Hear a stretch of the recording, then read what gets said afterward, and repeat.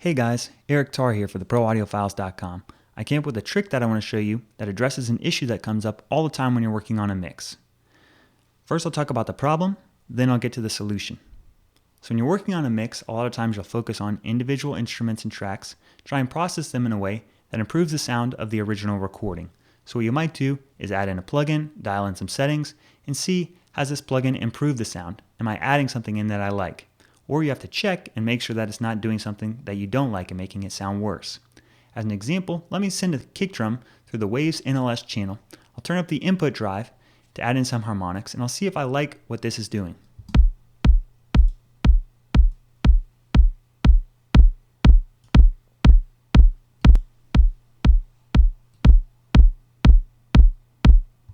Alright, so I think I like what the tonal shaping of the plugin's doing, adding in this harmonics. However, another thing that the plugin's doing is it's increasing the overall level of my input signal. So when I A-B back and forth, it's difficult to tell if it's the tonal shaping that I like or if just the overall level is what I like. We need to be careful as mixing engineers not to be duped into thinking something sounds better just because it sounds louder, or it sounds worse just because it sounds quieter.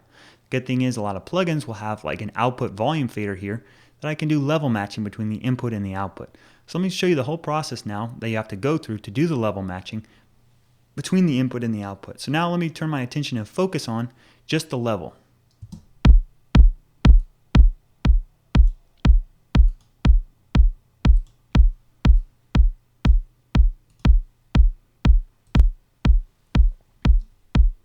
Alright, so I think I've got the level set the way that it should be. The problem with this though is it's now interrupted my whole workflow. Instead of focusing on the tonal shaping of the plugin, now I'm focusing on the level, and until I get the level set, only then can I turn my attention to the actual harmonic shaping of this particular plugin. And let's say for instance I've got the level set now, but I think the harmonics are a little bit overkill. I need to back these off.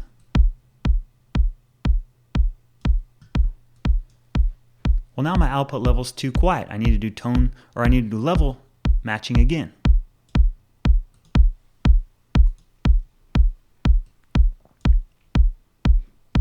So hopefully you can see that this is a problem. This can certainly be a distraction away from your general workflow and turn your attention away from what's most important when you're working on a mix. It's not just the input drive knob that does this though.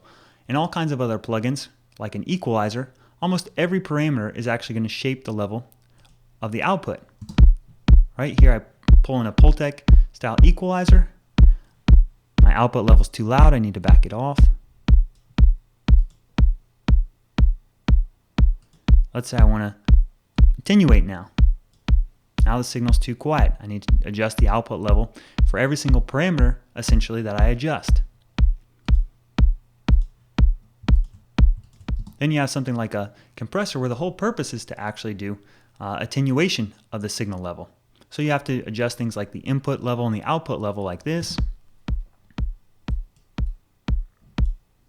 And the issue that comes up is almost every adjustment you make to the input level, you have to also make to the output level. If I want to drive it less at the input, I have to turn the output level up.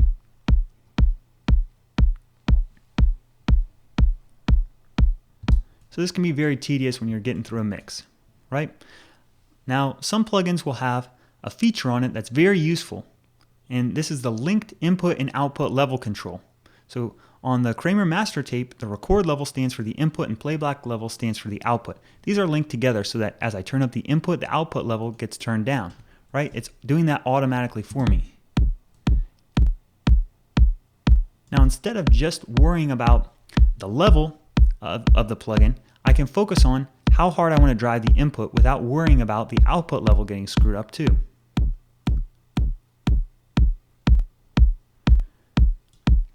Now this is a very useful control. The problem is very few plugins have this.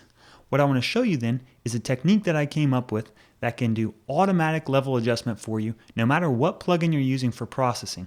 And not only does it just link input and output level, but it actually is an automatic gain control for your unprocessed and your processed version together.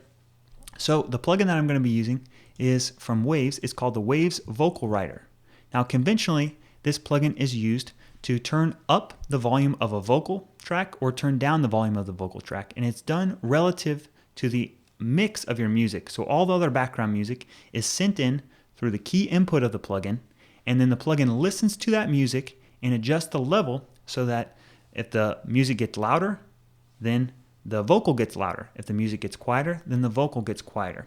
Instead of using it for that purpose though, what I'm going to do is use it as essentially an output volume control for any processor that I insert over here on my track. So I'm going to send in, instead of music, I'm actually going to send in the unprocessed version of my kick drum, and then it will be processing, turning up the level of the processed version of my kick drum. Whatever effects I add in, it's going to turn this up or down relative to the unprocessed, so I can do the level matching automatically. As an example, let me pull up my channel strip over here. I'm going to be using this processor for all kinds of different things, from changing the input volume control to doing compression to doing equalization. I want to show you that the vocal writer will automatically adjust and match the output level relative to the input level. I've come up with an entire workflow for this. You don't necessarily have to follow it, but it's something that I think is useful, where I've set up two auxiliary tracks. One I've called auto level, and this is where I'm going to be inserting my plugins that are doing processing. Just a channel strip, or I can drag over any of these other kinds of processors, NLS channel, compressor, and so on. Then I've set up another auxiliary track called the original monitor. Here I'm going to bus over my kick drum from this instrument track. I'm going to bus it over and feed it into both of these auxiliary tracks. This one I leave unprocessed, so I can solo it and A/B back and forth between the unprocessed version and the processed version. So this is where the A/Bing is happening right here. Then what I'm going to do is insert the vocal writer after my plugin effect, and it's just going to automatically adjust the level. Now, what I found is I actually decided to use two vocal writers back to back. This is because you'll see there's a limit to the maximum you can turn the signal up and turn it down. Each plugin can turn it up by 12 dB or down by 12 dB. Sometimes though, if you do dramatic changes to the signal in your processor, you might need as much as 24 dB to go up and down. And by doing two of these back to back, you can actually go all the way up to plus 24 or minus 24 dB and still match the level of your processed to the unprocessed. Let me demonstrate this and you'll see it in action. So I've bust the original signal in here, so the plugin is listening to the unprocessed version, right? I can level match. This is automatically going to adjust for me. I've got my unprocessed and the signal after it goes through this plugin. As a basic example, let me turn up the output level here to where the point it should be starting to clip, right? I've gone up by 12 dB, but the vocal writer is automatically adjusting to turn the signal down so that it still level matches. I can do the opposite. Let's say I pull this signal way back, turning it down by like 20 dB here. You'll see that it will take a little bit of time, but vocal writer, because of the settings that I've got on it, it will increase the level automatically. I'm not touching anything. I haven't automated anything. Vocal writer will do the level matching, and look at this. Now my process version, where I've turned it down by 20 dB, is the same level as the unprocessed. So let me go back to 0 dB. You'll hear that it takes a second, but it's adjusting things. Right? Now let me do something like turn up a compressor.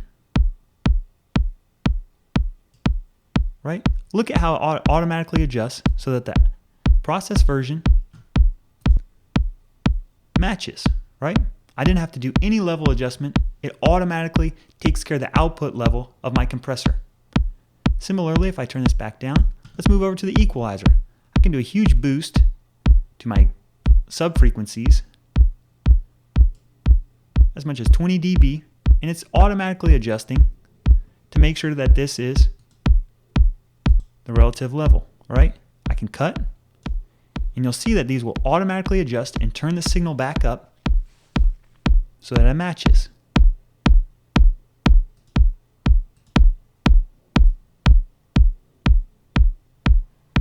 With some high frequencies.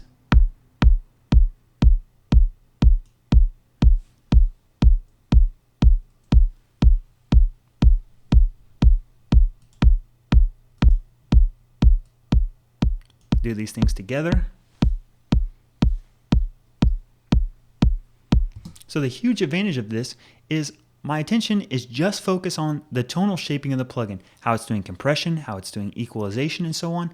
I'm not worried about the output gain level. Now, certainly after the fact, when I come up with the end result of the processing chain that I want to use, it's a good idea to make the last one control the output level to make sure it doesn't clip, right? But while you're just A/Bing things back and forth, this can be a very useful way of doing it.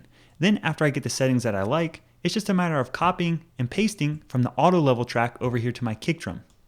Then if I've got another instrument, I can do a similar kind of thing. Let's say I've got a snare drum. I can send that snare drum into my auto level and original monitor using the same bus and go through the whole process again and A/B some tracks back and forth, figure out whatever processing I want without even having to worry about adjusting this output level of each of the plugins. So hopefully that was you guys were able to take something away from that and understand exactly how the routing is working. If you have any questions, post them below and I'll be happy to answer them. But this is a technique that I came up with that will hopefully speed up your workflow and allow you to work much more efficiently and faster, and really make sure your attention is always focused on what's most important in your mix. Until next time, take care, guys.